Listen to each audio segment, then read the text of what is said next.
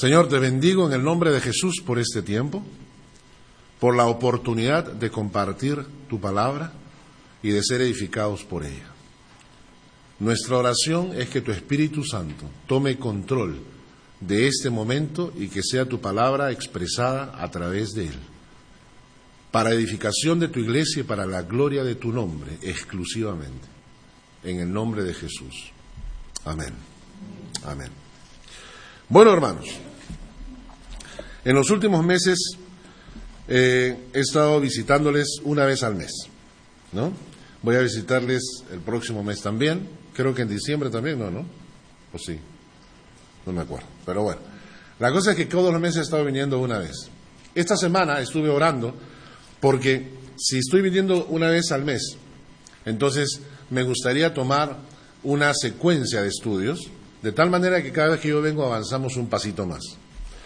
Y en mi tiempo de oración esta semana he escogido empezar con ustedes una serie de estudios sobre Apocalipsis.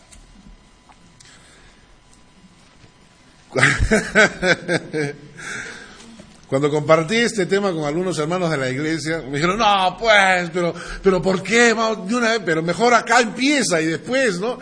Le dije, no, voy a empezar este estudio de Apocalipsis en la iglesia de Schlieren, vamos a ir capítulo por capítulo, por lo menos vamos a ir avanzando hasta el capítulo 3, 4, 5, veremos hasta dónde se llega y cómo el Señor dirige. Pero cuando hablamos de Apocalipsis, hay como una cierta... ¿cómo decir? Un cierto morbo sádico en la gente, ¿no? Y todo el mundo quiere escuchar Apocalipsis. Porque detrás de eso aparece la misma sensación cuando quieres ver una película de terror. ¿Verdad? ¿Quieres ver una película de terror? Sabes que no vas a poderla ver porque te da muchísimo miedo, pero tienes que verla. Y entonces hay esa sensación. La gente quiere estudiar Apocalipsis porque hay una necesidad de dolor humano de saber cómo va a ser el futuro y así vivir angustiados. ¿No es cierto? La gente quiere saber Apocalipsis para ver si es que el mundo se va a acabar y si van a haber tormentas y truenos y la gente va a morir en las calles. O sea, hay ese tipo de necesidad de estudiar Apocalipsis. Y ¿saben qué? Apocalipsis no fue escrito para eso. Apocalipsis tiene otras razones. Por otro lado, desde un tiempo a esta parte, vamos escuchando cómo las cosas que van ocurriendo a nuestro alrededor van complicando la cosmovisión del mundo y nos hace pensar de que el mundo por sí solo está llegando casi a un suicidio, ¿verdad? Hace un tiempo atrás les compartí ese texto bíblico de Mateo, vamos a leerlo. Es el libro de Mateo, capítulo 24, ¿recuerdan?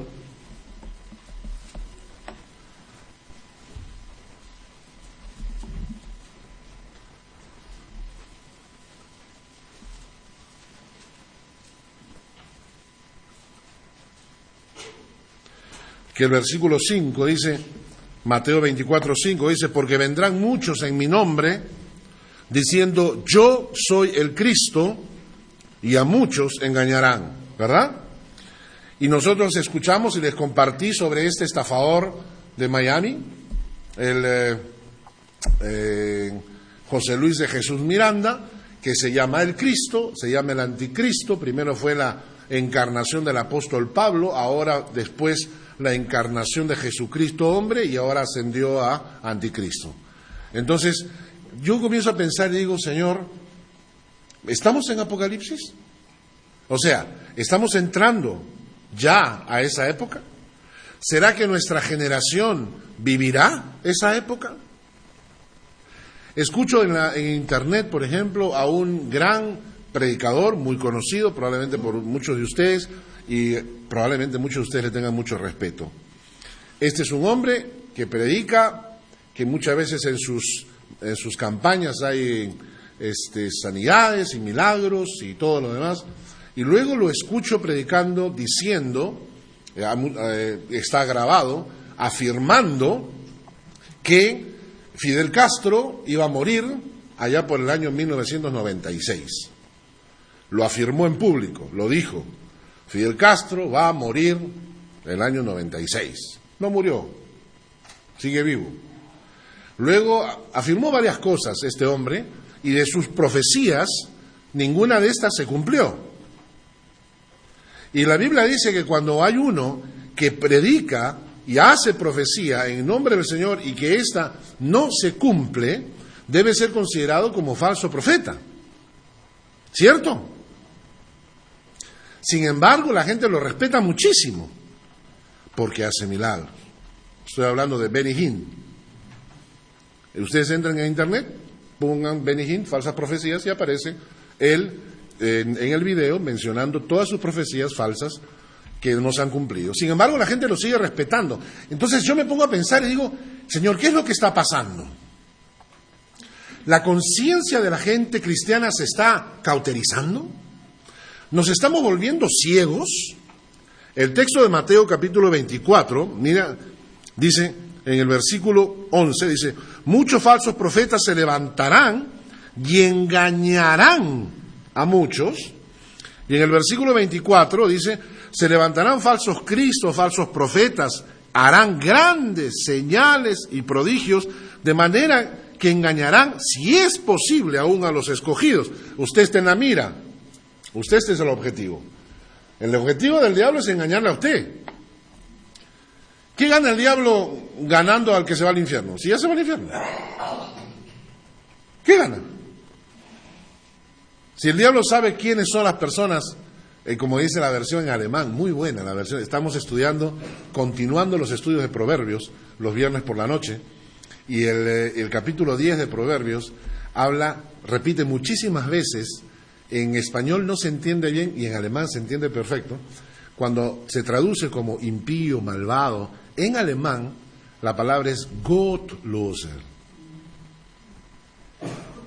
Los, ¿no? O sea, suelto, se soltó, se zafó, está libre. Y dice Gottloser, una expresión muy bonita del concepto de lo que pasa con la gente en el mundo. Es la gente que se ha soltado de Dios, es la gente que se ha zafado de Dios, que se ha librado de Dios. Y entonces el diablo sabe quiénes son. ¿Qué preocupación tiene el diablo de esa gente? Esperar nomás. Si hay algo que quiere hacer el diablo es engañar aún a los escogidos. Ese es el objetivo. Usted está en la mira y usted va a ser el objeto del ataque del diablo para engañarle, ¿no? Entonces, cuando yo leo esto y digo, por Dios, escribe un correo electrónico, un nuevo grupo en Colombia que se llama Los Reyes. De repente alguno de ustedes ha recibido un correo electrónico porque dice que somos reyes. Entonces mando un correo a un montón de gente en el mundo entero, me mandaron a mí también, diciendo que, ay, por favor, ¿cómo puedo seguir esperando la venida del Señor si el Señor ya vino en el año 70? En el año 70 Jesucristo ya regresó. Y yo les escribo, les contesto lleno de textos bíblicos, le digo, ¿cómo va a ser en el año 70 si Juan escribe Apocalipsis en el año 90? Y está diciendo que estamos esperando la venida del Señor. Y me contestan, no, usted está equivocado porque el Apocalipsis se escribió en el año 60. Yo le dije, no, pero es que no, los han engañado a ustedes. Entonces, yo comienzo a pensar y digo, hay como una nube de bloqueo mental y espiritual, ¿no? Y entonces me pregunto, ¿estamos entrando en Apocalipsis? Se empezó con animales, colocándoles el chip en la pata. La vaca pasa, hay un escáner electrónico en el piso, y cuando la vaquita pasa, el chip pasa por ese escáner, y entonces se sabe la vaca de dónde es, de dónde viene, ¿no? Cuando se importa y exportan animales. Pues ya se está utilizando en los seres humanos. Se está utilizando especialmente en muchas personas en México, en países donde hay mucha secuestro. Se utiliza este pequeño chip que es más pequeño, escúchelo, es más pequeñito que un grano de arroz. Es más pequeñito que un granito de arroz, ¿no? Y este chip permite la localización de la gente que es secuestrada. Pero lo interesante de este chip es que puede tener mucha más información adentro de la que nosotros pensamos. Por ejemplo, según lo que se está investigando, es que ese chip puede tener toda la información de tus enfermedades, las medicinas que no puedes tomar, las cosas a las cuales eres alérgico, por ejemplo. Todo tu historial médico está en el chip, puede ir en el chip. No solamente eso, sino que además hay otros aspectos que se pueden incluir ahí, como tu identidad personal. Ya no necesitas tu Ausweis, ya todo está dentro del chip, ¿no? Y por último, naturalmente, tus estados financieros, tus cuentas bancarias, tus créditos, ¿no? Todo en ese pequeño chip, más pequeño que un grano de arroz, que está siendo producido ya en este momento en millones de copias. Y las compañías que lo están produciendo, una de las compañías principales, fue comprada por Mastercard. El 51% de las acciones ya fue comprado por Mastercard, porque piensan que es el futuro de la comercialización. Y entonces hicieron pruebas para este chip y encontraron que cuando lo meten en el cuerpo humano, el cuerpo reacciona negativamente, manda los glóbulos blancos para que lo ataquen como anticuerpo, y que los dos lugares donde por alguna razón el cuerpo no reacciona en esa magnitud es en la mano derecha o en la frente, y que con ese chip nosotros vamos a poder no solamente identificarnos, sino comprar, vender, transacciones comerciales. Tú vas a entrar al supermercado, vas a ir a Migros y ya no tienes que presentar tu Etze-Karte, ni tu Maestro-Karte, ni tu Mastercard-Karte. Ya no tienes que llevar efectivo, porque lo único que vas a hacer es tú recolectas todo y a la hora en que pasas por la puerta de salida, el escáner grande que hay en la puerta de salida escanea todos los productos que has comprado, escanea el chip que está en tu mano y automáticamente lo carga a tu cuenta corriente. Ya no se va a necesitar una caja donde la gente paga, ¿no? Tú simplemente pasas con tu cochecito y en forma instantánea el escáner hace un barrido de tu coche, lee todos los productos que estás llevando, te hace tu factura y al leer tu chip lo carga a tu cuenta corriente. Y cuando tú piensas en esto dices, Dios mío, qué buena idea. ¿O no? ¿No es buena idea? ¿Por qué no es buena idea? La idea es buena. La idea es genial. Es práctica. Naturalmente. Claro, cuando ustedes han leído Apocalipsis capítulo 13, les viene el miedo. Porque leemos Apocalipsis capítulo 13, versículo 15, y dice, Apocalipsis 13, 15, dice, se le permitió infundir aliento a la imagen de la bestia para que la imagen hablara e hiciera matar a todo el que no la adorara. Localizar a los que no adoran. ¿Cómo van a localizar a los que no adoran a la bestia? ¿Cómo saben quién no está adorando? Y luego dice el versículo 16, y hacía que a todos, pequeños, grandes, ricos y pobres, libres y esclavos, se les pusiera una marca en la mano derecha o en la frente, y que ninguno pudiera comprar ni vender, sino el que tuviera la marca o el nombre de la bestia o el número de su nombre. Aquí hay sabiduría, el que tiene entendimiento cuente el número de la bestia, pues es número de hombre, y su número es 666. Entonces, cuando yo leo este pasaje, entonces se me crispan los pelos, ¿no? Y digo, ¿estamos entrando en el Apocalipsis? ¿Veremos nosotros esta época cuando la gente salga a hablar en público y a decir, pero es el colmo, ¿cómo es posible que estos cristianos retrógrados se opongan a tan buena tecnología? ¿Cómo es posible? Si todos nos damos cuenta que te llevando ese chip van a saber todo de ti y ya no necesitas nada más y la vida va a ser mucho más fácil Y cuando vayas a comprar va a ser más fácil. Y cuando vayas al hospital va a ser más fácil. Y nadie te puede secuestrar porque van a saber dónde estás. Pero por Dios, este chip es bueno. Y los cristianos vamos a decir, no. ¿Por qué? Porque en la Biblia está otra vez con tu vaina esa de la Biblia. Sí, pero es que yo no quiero. No importa. La sociedad en masa lo quiere. Y tú tienes que someterte a ello. Entonces se dan cuenta los problemas en los que nos vamos a meter. Y mi pregunta es, ¿estamos entrando en la época de Apocalipsis?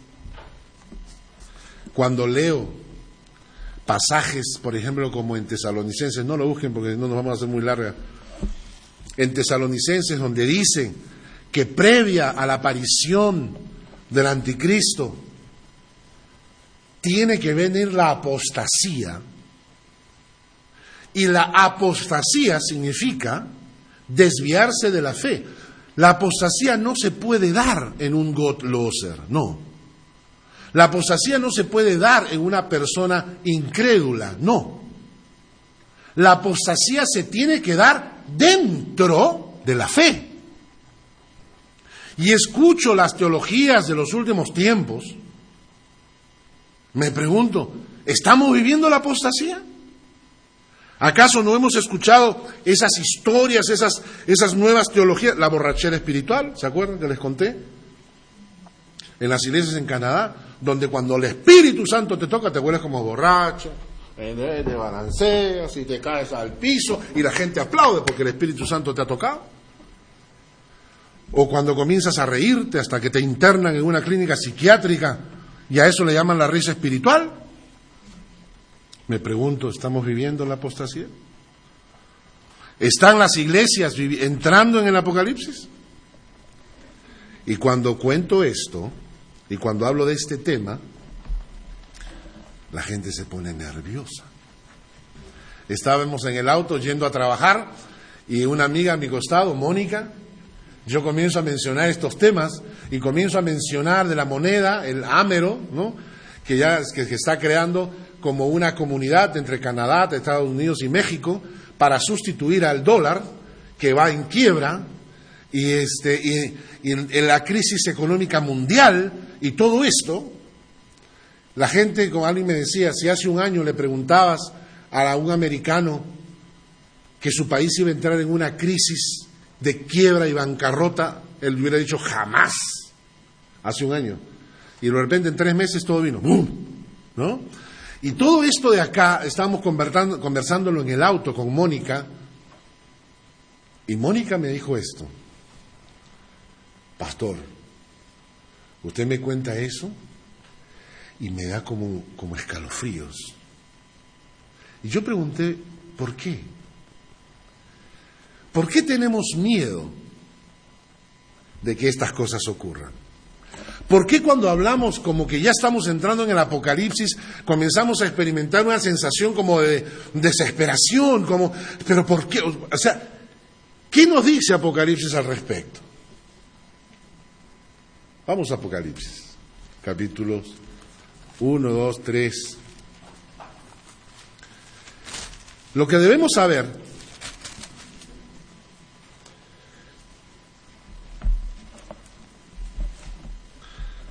es que Apocalipsis no fue escrito para angustiar a la gente, sino Apocalipsis fue escrito para darnos esperanza. ¿Y saben por qué? Porque Apocalipsis es el libro de la victoria de Dios. No es el libro del sufrimiento del hombre, es el libro de la victoria de Jesucristo. Y la victoria de Jesucristo, lo más maravilloso de esto, es que Jesucristo asocia a todos los creyentes con su victoria. ¿Entienden? La victoria que obtuvo Jesucristo en la cruz, no la obtuvo solo para Él, sino que en su victoria incluye a todos los creyentes. La victoria de Jesucristo es nuestra victoria. Y Apocalipsis revela cómo se va a dar esa victoria en el futuro. Interesante es que, para que estén tranquilos, cuando comencemos a estudiar Apocalipsis, entendemos, capítulo 1 se menciona la visión de Juan. El capítulo 2 se menciona la carta a las iglesias. El capítulo 3 sigue mencionando las cartas que Juan le escribió a la iglesia. Y a partir del capítulo 3, les cuento, la iglesia aparece en el trono de Dios. ¿Entiende? Cuando leemos Apocalipsis y cuando leemos los juicios y todo, estamos hablando del capítulo 5, 6, 7, 8. ¿Por qué la iglesia no aparece después?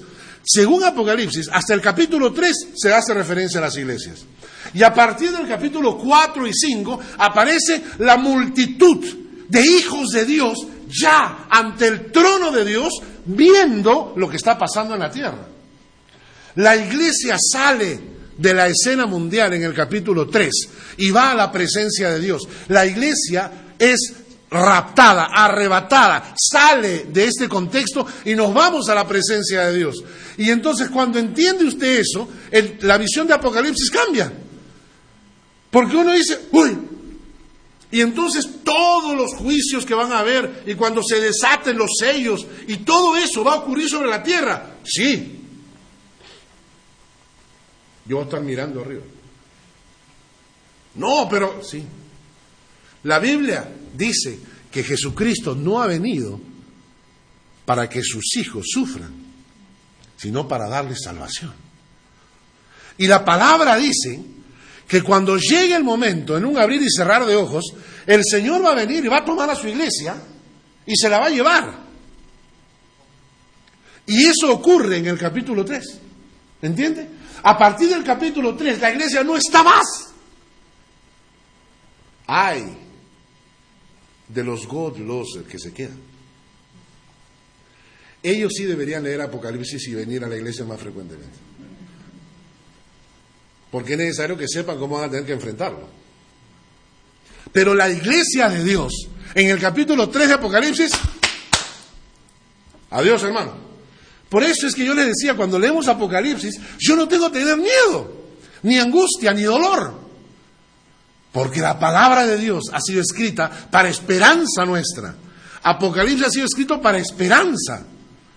Si yo les comienzo a decir, vendrá sobre Suiza un huracán, una tormenta, un castigo, van a venir ladrones de todo el mundo, se van a seleccionar a los peores asesinos del África y los van a traer a vivir a Suiza. Y Dios mío, y todo el mundo, acá no, acá no. Y te digo, no, pero eso va a ocurrir todavía dentro de 5 años. Y tú, dentro de 4 años, vas a vivir en otro lado. Entonces tú dices, pobrecitos los que se quedan. ¿No es cierto? Porque yo no voy a estar acá. Uy, pobrecito, lo que van a sufrir. Sí, pero a mí, personalmente, me da esperanza. Porque como yo, como hijo de Dios, pertenezco al Señor. Y miren lo que dice el texto. Vamos a leer el texto de 1 Tesalonicenses. Tesalonicenses.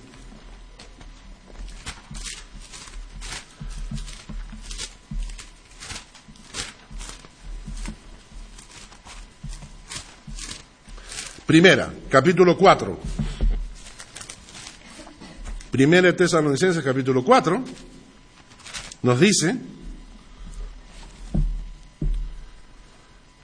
versículo 13, tampoco queremos, hermanos, que ignoréis acerca de los que duermen, para que no os entristezcáis como los otros que no tienen esperanza. Si creemos que Jesús murió y resucitó, así también traerá Dios con Jesús a los que durmieron con Él.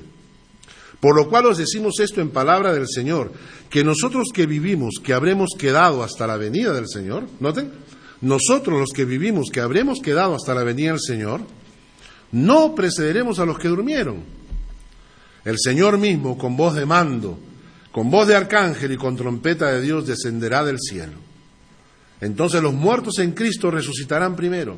Luego nosotros los que vivimos, los que hayamos quedado, seremos, ¿qué? Dígalo. Seremos arrebatados juntamente con ellos en las nubes, para recibir al Señor en el aire. Y así estaremos siempre con el Señor. Y así estaremos siempre con el Señor. Seremos arrebatados, seremos sacados. Y dice acá, versículo 1 del capítulo 5. Acerca de los tiempos y de las ocasiones no tenéis necesidad, hermanos, de que yo os escriba, porque vosotros sabéis perfectamente que el día del Señor vendrá así como ladrón en la noche, en cualquier momento, sin saber cuándo. Y el texto dice, alentaos unos a otros. ¿Y por qué? ¿Cómo nos vamos a alentar? Nos vamos a alentar diciendo, ¿sabes qué? Cuando esté acá la maldad, el Señor va a sacar a su espíritu de aquí. ¿Saben eso? Miren 2 de Tesalonicenses, volteen la página, y en 2 de Tesalonicenses, versículos 3, dice, nadie os engañe, capítulo 2, versículo 3.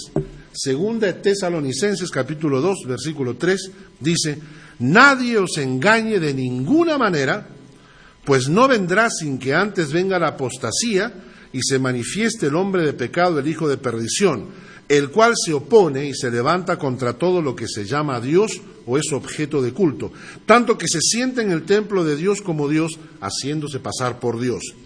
¿No os acordáis que cuando yo estaba todavía con vosotros os decía esto? Y ahora vosotros, quiero que lean detenidamente, dice, ¿sabéis lo que lo detiene? ¿Sabéis lo que lo detiene? ¿A quién está deteniendo? Al anticristo. Hay algo que detiene la manifestación del anticristo. Eso está deteniendo el avance del anticristo. Dice, a fin de que a su debido tiempo se manifieste. Versículo 7. Ya está en acción el misterio de la iniquidad, solo que hay quien al presente lo detiene, hasta que él, a su vez, sea quitado de en medio. Entonces se manifestará aquel impío a quien el Señor matará con el espíritu de su boca. ¿Y de quién estamos hablando? ¿Qué es lo que detiene el avance de la maldad? ¿Ah? Es el Espíritu Santo obrando dentro de la iglesia de Dios. Y entonces dice el texto que va a llegar un momento en que cuando la maldad quiere entrar, el Espíritu Santo está deteniendo ese avance por amor a su iglesia. Y cuando de repente Dios diga, momento, es tiempo de salir, se va a llevar a su Espíritu Santo. Dios dice que se va a llevar a su Espíritu Santo al cielo. Lo va a sacar de la tierra. Y la maldad entonces va a caer como chorrón de agua. Porque ya no hay más que lo detiene. Pero la palabra de Dios dice y me aseguró, y Jesucristo lo dijo, que el Espíritu Santo nadie lo sacará de mi corazón. Así que cuando el Espíritu Santo se va, me voy con él. Ese es el arrebatamiento de la iglesia. Cuando el Señor saque a su espíritu que está deteniendo la maldad, va a sacar a todos los que tienen al Espíritu de Dios, porque el Espíritu está enganchado a los corazones. ¿Tiene usted el Espíritu de Dios? ¿Ha recibido usted a Jesucristo en su corazón? ¿Ha abierto usted las puertas de su alma y le ha dicho al Señor, Señor, entra en mi corazón, que tu Espíritu Santo entre en mí? ¿Se ha enganchado usted al Señor? Porque cuando el Señor se lleve su espíritu, se llevará a sus hijos también. Por eso es que en Apocalipsis, en el capítulo 3, la iglesia no está. Y usted lee en el capítulo 5, dice, y que está el candelabro de oro, y Jesucristo, y los tronos, y el Señor, y habla de ángeles, y de repente dice, y millones de personas vestidas con túnicas blancas, que somos nosotros. Apocalipsis es esperanza para los hijos de Dios. Apocalipsis es el anhelo. Y sabe, será en un instante. Entonces no tengo que preocuparme si es que estoy preparado para sufrir o no. Un amigo me decía, tengo que comenzar a hacer ejercicios para sacar músculo en el cuello, porque si me lo quieren cortar para que esté duro, ¿no? Yo no tengo que estar preocupándome si voy a sufrir o no. ¿Me entienden? Yo tengo que preguntarme si es que me voy a encontrar con el Señor y cómo le voy a ver cara a cara. ¿Cómo le voy a ver cara a cara? De eso tengo que preocuparme. Tengo que preocuparme de que mi corazón esté tan en comunión con el Señor que no se vayan a olvidar de mí. Ups, me quedé. Uy, ahí sí, lee Apocalipsis. Rápido, rápido, rápido. Ahora sí entramos a texto. Todo esto ha sido la pequeña introducción. Vamos a capítulo 1 a ver si avanzamos algo, por lo menos unos versículos. Entonces, en el capítulo 1 de Apocalipsis empezamos diciendo la revelación de Jesucristo. Dice el versículo 1. La revelación de Jesucristo. La palabra revelación es en griego apocalipsis. La gente piensa que la palabra apocalipsis significa fin del mundo, castigo total. No. La palabra apocalipsis significa simplemente la revelación. Y en este capítulo, el libro empieza como se llama. La revelación de Jesucristo que Dios le dio para manifestar a sus siervos las cosas que deben suceder pronto. Y la declaró enviándola por medio de su ángel a su siervo Juan. El autor de Apocalipsis es el apóstol Juan, el cual, dice, ha dado testimonio de la palabra de Dios, del testimonio de Jesucristo y de todas las cosas que ha visto. ¿Ok? Entonces, Apocalipsis, ustedes saben que Juan fue desterrado a la isla de Patmos. Y acá el texto nos revela que él fue desterrado, miren el versículo 2, el cual ha dado testimonio de la palabra de Dios, del testimonio de Jesucristo y de todas las cosas que ha visto, ¿no? Y Juan fue desterrado a la isla de Patmos justamente por eso. Él no fue desterrado a la isla de Patmos porque tuviera problemas con la ley. El apóstol Juan no fue desterrado a la iglesia de Patmos porque tuviera mala conducta. El apóstol Pablo fue desterrado a la iglesia de Patmos porque él predicaba la palabra de Dios y predicaba el evangelio. Y esto producía un problema social grande para los romanos. Cuando los cristianos no quisieron participar más de las reuniones paganas en los templos romanos, los romanos sintieron que los cristianos los estaban insultando. Y les estaban diciendo ignorantes, incapaces. Y entonces los romanos comenzaron a odiar a los cristianos porque no participaban de sus prácticas. Y entre estas cosas tomaron al apóstol Juan y lo dijeron, lo mejor que podemos hacer para matar el cristianismo es mandarlo a una isla solo. ¿No es cierto? Para mí habría sido una bendición si me mandaban con computadora e internet. Una isla solo, imagínense qué precioso. No hay nadie. Solito, estás ahí conectado a tu computadora, escuchas tu musiquita, comes sin que nadie te diga que estás comiendo mucho. La playa, solcito. Bueno, la cosa es que en el caso de Juan era un castigo. Lo mandan a la iglesia de Patmos, y en la iglesia de Patmos, yo me imagino en ese tiempo, sin internet, sin Natel, sin películas, sin videos, sin televisión, llegó un momento en que creo que se estaba aburriendo. Y naturalmente, en la época del apóstol Pablo, tampoco la Biblia estaba así compacta como para decir, ¿qué me llevo? ¿No? O sea, les conté la otra vez esa anécdota que en Estados Unidos preguntaron a 1,000 adultos si solamente pueden llevar 3 cosas a una isla. Y entonces le preguntaron a los adultos, ¿qué te llevarías? Entonces los adultos contestaron, agua, cuchillo o machete y algo para hacer fuego. ¿No? Y le preguntaron a 1,000 estudiantes, 3 cosas, ¿qué se llevarían? su computadora, su nátel y un bidoncito de agua. Su computadora, su nátel y un bidoncito de agua. Imágenes. La cosa es que en esa época, cuando Juan lo mandan a la isla de Patmos, no había pues la Biblia compacta, ¿no es cierto? Si Juan le hubieran dicho, mira, te vamos a permitir llevar la Biblia, tenía que llevarse pues como 2 camiones de rollos, ¿no? Porque en la época eran los rollos escritos en cuero, en papiro. O sea, la Biblia no estaba compacta como en nuestra época. Entonces, Juan no tenía acceso a la Biblia. Estaba solo en la isla. Entonces, realmente lo que hacía Juan era aprovechar mejor su tiempo y dedicarse a la oración. Y en medio de esa oración, aparece, dice acá el texto, que le envían un ángel a Juan, para acompañarlo también, ¿no? Para que no esté tan aburrido.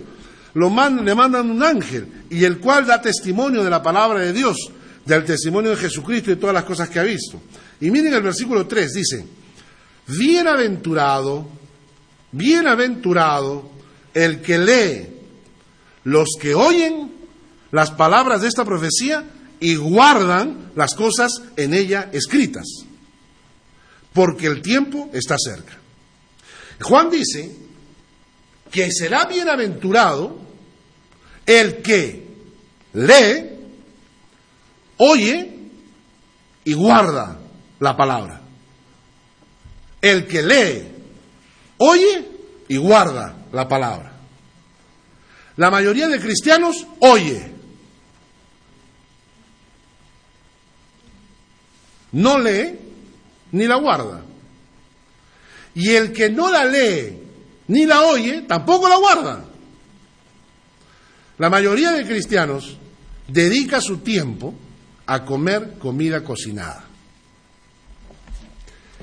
Estábamos en el viaje a España y le dije a la gente, mañana tenemos el capítulo 3 de Proverbios, por favor, léanlo. Claro, pues esas son frases, pues, léanlo, ¿no? Pero ¿en qué momento lo voy a leer? ¿En qué momento?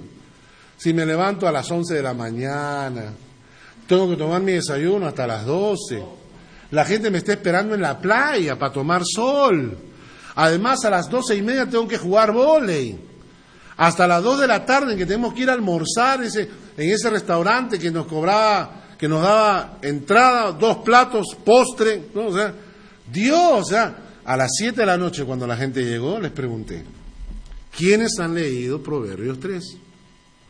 La gente no esperaba que yo preguntara. Están de vacaciones.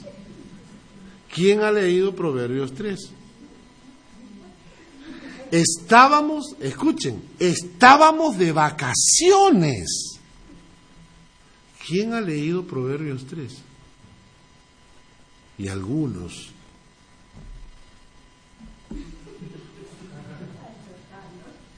¿No? Se están avergonzando ustedes, ¿ya ves? Entonces, pero miren lo que estamos hablando. ¿Por qué? Porque por alguna razón que desconozco, el diablo ha metido en nuestras cabezas la idea de que no tenemos tiempo para la palabra, cuando es exactamente lo primero que tenemos que hacer. Yo no sé qué puede pasar con los predicadores en este mundo. Los buenos predicadores están desapareciendo. Y no me refiero a los predicadores que sean muy chistosos o muy dinámicos. No, me refiero a los que predicaban la palabra buena. Ahora no, ahora hay predicadores por todas partes, pero valen 2 por medio. Hablan la palabra, la destruyen, la voltean, la tuercen, inventan sus eslogan, ¿no? Ya no predican la palabra, hacen marketing. Lo que tú pides, recibes. ¿Dónde está eso en la Biblia? Pero buen eslogan, ¿no? ¿Se te pega o no? Te pides, recibes. Así están los predicadores hoy en día, predicando basura. Pero entonces buenos predicadores ya no hay. Hay muy pocos. ¿Qué pasará cuando esos pocos desaparezcan? La gente morirá. ¿Por qué? Porque como no leemos la palabra, no tienes de dónde alimentarte de la palabra. La gente cree que alimentarse de la palabra es el venir el domingo a la iglesia. Y a veces es peor todavía. Porque primeramente no leemos la palabra, no le dedicamos tiempo a leer la palabra, después nos quejamos que no la entendemos. Yo no entiendo la palabra, si ni la lees ahí. No, es que a veces cuando la leo cada 6 meses, tampoco la entiendo, claro. O sea, no es fácil. Si yo agarro un libro en alemán, y nunca leo en alemán, jamás leo en alemán, y leo un poquito de vez en cuando, cada 8 meses, les aseguro que voy a entender muy poco. Si leyera en alemán todos los días, comenzaría a acostumbrarme al idioma, al lenguaje. Lo mismo hay que hacer con la palabra, hay que acostumbrarse al lenguaje de la palabra para entenderla mejor. Si le dedicáramos más tiempo a leer la palabra, escuche, no estoy hablando de venir a la iglesia a estudiarla, ni reunirme con otra gente, no, a solas. Pero ¿por qué le tenemos miedo a la palabra? Dediquémosle tiempo a leer la palabra, porque cuando usted lee la palabra alimenta su alma. Yo no pienso morir de hambre cuando estoy solo. Si yo estoy en mi casa porque me quedo y porque mi esposa y mis hijos se van a estudiar y porque mi madre por alguna razón la invitaron a almorzar y no me pueden cocinar, yo les aseguro que ese día yo no voy a pasar hambre. Palabra. No es que como a las 12 del día voy a comenzar a llorar porque estoy solo, porque nadie me cocina. ¿No? No, la verdad le digo que yo agarro, voy y me preparo. Y si no me preparo, salgo a la calle y compro. O sea, posibilidades de comer hay infinitas. Pero no voy a morir de hambre porque nadie me dé de comer. Pero con la palabra de Dios, la gente le encanta morirse de hambre. La gente no lee, no le dedica tiempo a la palabra. Seamos responsables. Comience a hacer un compromiso con el Señor y diga, Señor, quiero leer tu palabra. Y entonces comience a dedicarle un tiempo diario. Dígale, media hora. Voy a leer la palabra todos los días, media hora. Empiece por 15 minutos. Mire que la palabra le va a dar su chispita y usted va a comenzar después media hora, 40 minutos. Vaya al momento en que la gente va a entrar, ya, pues déjale la palabra.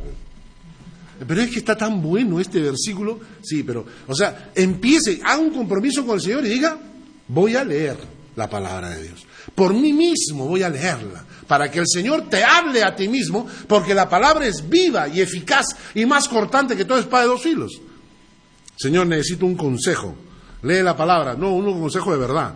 Lee la palabra. No, es que, Señor, necesito que me hable directamente. ¿Cómo quieres que te hable? Mándame un pájaro, un gavilán, algo que sí me diga. Y la palabra de Dios está clarísima. Entonces, si usted empieza a leer la palabra, será bendecido, dice el Señor, acá por Juan. Y dice leer la palabra y también dice oír la palabra. ¿Por qué? Porque Dios ha levantado en su iglesia gente que tiene dones para explicar la palabra que a veces uno no entiende.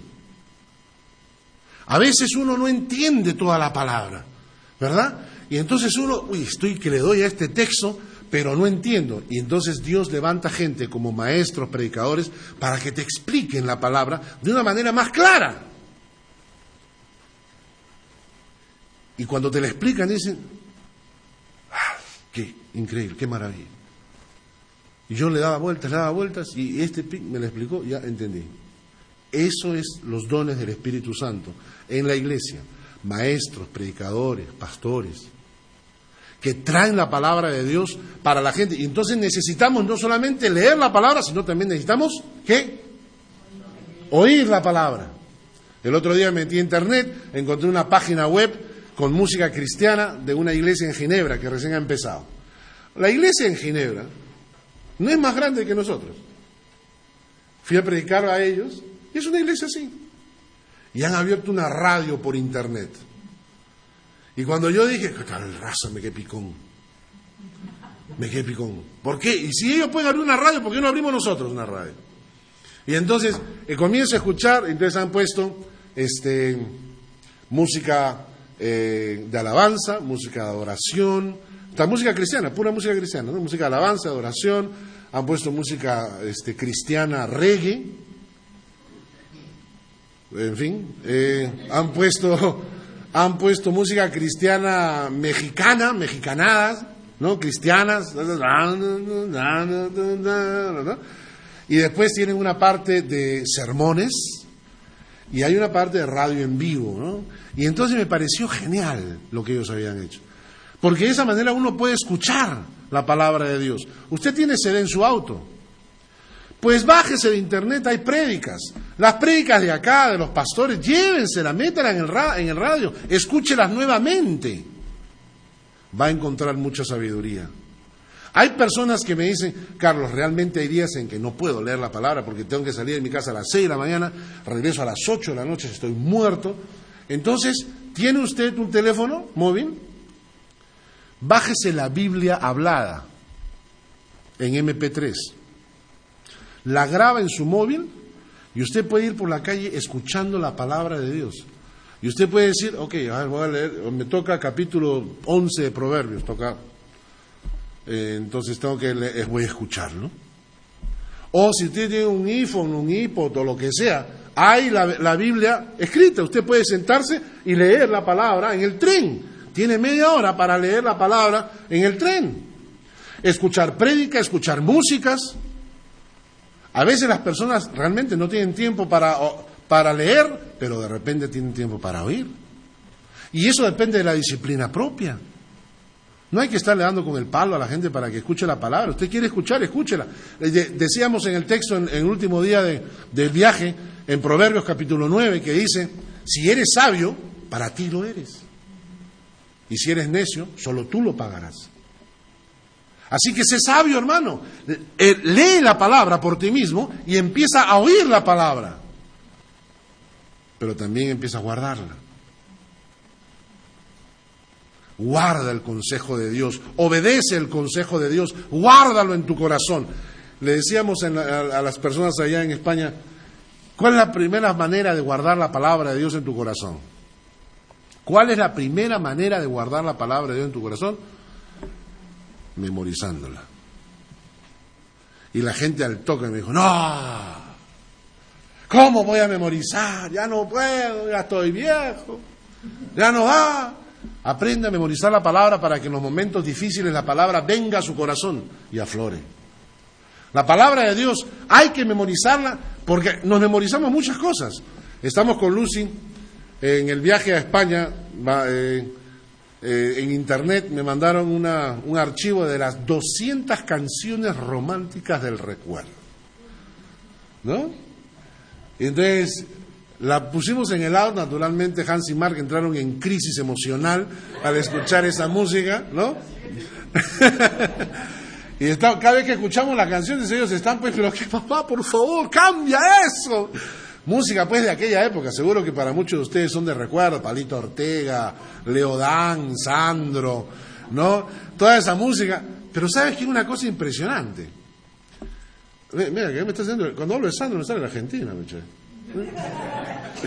Entonces estamos en el auto y cuando comienzan a salir las canciones, Luz y yo comenzamos a cantar, porque te la sabes de memoria. Te la sabes de memoria, ¿no? Y yo me pongo a pensar, ¿por qué no nos sabemos así de memoria la palabra de Dios? Porque, hermanos, cada vez más el diablo nos va ganando terreno en casa y en nuestra vida. Y si el diablo puede hacer algo, es darte tantas cosas para hacer que ya no tengas tiempo para el Señor. Nos quedamos ahí. La próxima vez continuamos con Apocalipsis. Vayan leyéndolo. Y ahora que lo lean, acuérdense que a partir del capítulo 3 usted ya no está acá. Pero de todas maneras, léalo para que más o menos entienda lo que está pasando o lo que va a pasar en la tierra después que la iglesia del Señor salga, ¿no? Así que vamos a orar para terminar el estudio de hoy. Te agradezco, Dios, otra vez por este tiempo, por tu palabra, por tu enseñanza, por lo que nos traes al corazón, por la esperanza. Sabemos que vendrán cosas muy difíciles sobre esta tierra. Y claro, sabemos que en una primera época vamos a tener que pasar dificultades y que la situación empeorará cada vez más apuntando hacia la venida del anticristo. Sin embargo, sabemos que nos sacarás de acá. Iremos a tu encuentro y veremos tu gloria. Gracias en el nombre de Jesús. Amén. Que Dios les bendiga, hermanos.